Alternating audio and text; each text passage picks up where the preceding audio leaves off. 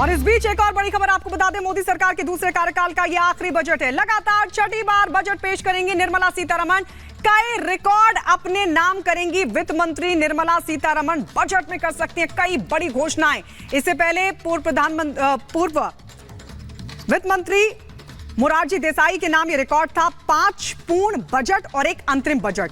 आज उनकी बराबरी करेंगी वित्त मंत्री निर्मला सीतारमण, क्योंकि छठी बार होगा जब वो आज बजट पेश करेंगी। आम चुनाव से पहले अंतरिम बजट है सलोनी। बिल्कुल, आम चुनाव से पहले है और बहुत सारे लोगों को उम्मीद है, चाहे मध्यम वर्ग की बात कर लें, महिलाओं की बात कर लें, युवाओं की बात कर लें, जो कॉर्पोरेट्स हैं वो कहीं ना कहीं उम्मीद लगाए बैठे हैं।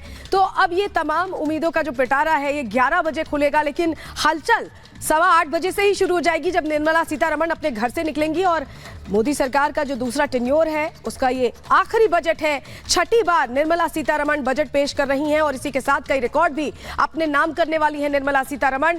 और आज क्या आता है, किस तरह के बड़े ऐलान होते हैं और किस तरह की बड़ी जानकारियां साझा होती हैं, बड़े फैसले लिए जाते हैं, इस पर सबकी निगाहें टिकी हुई हैं, क्योंकि किसानों को भी उम्मीद है, महिलाओं को उम्मीद है, मध्यम वर्ग को टैक्स छूट की उम्मीद है। सूटकेस में क्या छिपा है, इसका जवाब कुछ देर में मिलेगा।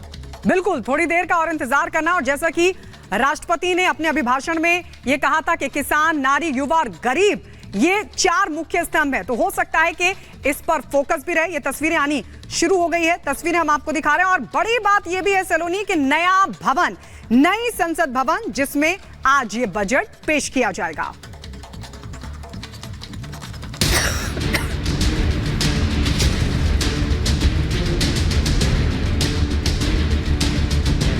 मोदी सरकार के बजट बोनांजा का वित्त मंत्री निर्मला सीतारमण मोदी सरकार के दूसरे कार्यकाल के आखिरी अंतरिम बजट को पेश करने वाली हैं। कल निर्मला सीतारमण जी के द्वारा इंटरिम बजट एक प्रकार से ये नारी शक्ति के साक्षात्कार का पर्व है। मोदी सरकार के अंतरिम बजट से महिलाओं को काफी उम्मीदें हैं। महिलाओं के मुद्दों में उनकी रसोई का खर्च, बच्चों की शिक्षा, युवा लड़कियों को रोजगार का मुद्दा और बढ़ती महंगाई शामिल है। ऐसे में रिपब्लिक भारत ने दिल्ली के रमेश नगर में बजट पर महिला चौपाल लगाई। देखिए, हमारे लिए सबसे पहले हमारी किचन आती है ना। हम बाहर निकल कर देखिए, सब्जियां इतनी महंगी है, पूरा बजट हिला हुआ है हमारे, दालें इतनी महंगी है, रिफाइंड लेने जाइए, कुछ भी डेली रूटीन का जो भी सामान है किचन का ऑलमोस्ट बहुत ज्यादा महंगा है। तो हम तो मोदी सरकार से यही चाहेंगे कि हमारे बजट को ध्यान में रखें और थोड़ा हमारी किचन की जो चीजें उनको सस्ता किया जाए। बजट से बाजार पर क्या असर पड़ रहा है, हमने मार्केट एक्सपर्ट से भी ये जानने की कोशिशें की। अब बजट में क्या रहता है, तो 2 चीजें हैं।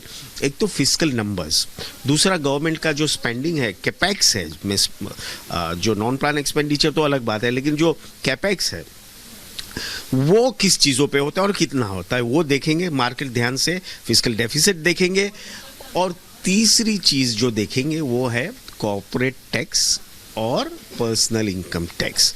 तो ये 4-5 चीज़ें हैं। दिल्ली स्थित संसद में बजट तो पेश होगा, तो उससे बिहार को क्या कुछ मिलेगा? दुकानदारों की उम्मीदों के लिए हम पटना के बाजारों में पहुंचे। बजट में मैं उम्मीद करता हूं कि एजुकेशन सेक्टर में गवर्नमेंट को बिल्कुल इन्वेस्टमेंट और उसका अच्छा बजट रखना चाहिए। जैसा दिल्ली मॉडल हम लोग देखते आ रहे हैं कि दिल्ली में काफ़ी अच्छा एजुकेशन सिस्टम पे काम हुआ है। सस्ता हो, दवा उवा हो, रोजगार मिले, नया नया लड़का सब है, रोजगार मिले सबको, और क्या। पटना से लेकर भोपाल तक उम्मीदें पाल कर लोग बैठे हुए हैं। मध्य प्रदेश की राजधानी के बाजारों में खरीदारी करने वालों से भी हमने बातचीत की। के श्रीवास्तव हूँ और हम बैंक से रिटायर्ड हैं और पेंशनर से हैं। तो हमारा जो मुख्य जो हमारा टारगेट रहता है वो होता है इनकम टैक्स से रिलेटेड।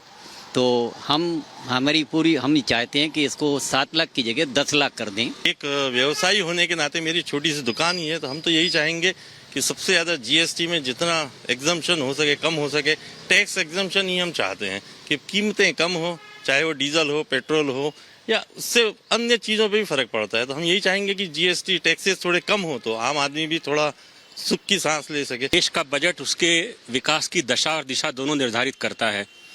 तो छूट की आशा तो हर व्यक्ति करता है, सस्ते होने की आशा हर व्यक्ति करता है। मैं भी उसी विचार को आगे लेकर के चलता हूँ कि देश का विकास तो हो, लेकिन जो रोजमर्रा की जरूरत की चीजें हैं, जो एक आम आदमी के जीवन से जुड़ी हुई है, कम से कम वो एक विवेकपूर्ण तरीके से सस्ती की जा सकती हैं। आपने बिहार के बाद भोपाल के लोगों को सुना, अब आपको लिए चलते हैं जम्मू कश्मीर, जहां परिवारों की मोदी सरकार के बजट से क्या कुछ उम्मीदें हैं। थोड़ा एक्सपेंसेस में कम हो जाए, ग्रोसरीज में थोड़ा कम हो, बच्चों के साथ बाहर जाते हैं, घर का ही सामान लेते हैं तो ऐसे लगता है अभी कार्ड में इतना कटने वाले हैं अभी, तो फिर ये लो वो लो सामान, फिर ऐसे लगता है चलो किचन से शुरू हो जाए, आटा है, चावल है, पल्सेस, ये वो सब कुछ। फ्रूट्स एंड वेजिटेबल्स में भी होना चाहिए कम। जो किचन के यूजेज, डेली यूजेज का सामान है उसको थोड़ा कम किया जाए, जैसे दाल, आटा, चावल, इनके रेट्स थोड़े कम किए जाएं ताकि ये बजट मिडिल क्लास और लोअर क्लास फैमिलीज के लिए फ्रेंडली हो जाए। ये जो अभी नया बजट आने वाला है, इसमें हम लोग यही चाह रहे हैं कि इलेक्ट्रॉनिक है, कपड़ा है, चाहे शूज़ हैं, मतलब हर किस्म की जो रोज़मर्रा हम लोग इस्तेमाल करते हैं, ये सस्ता होना चाहिए और इसके ऊपर कंट्रोल होना चाहिए, और एक तो दूसरा ऑनलाइन पे कंट्रोल होना चाहिए। मध्यम वर्गीय परिवारों से लेकर किसानों तक योजनाओं से बड़ी आस लगाए हुए बैठे हैं।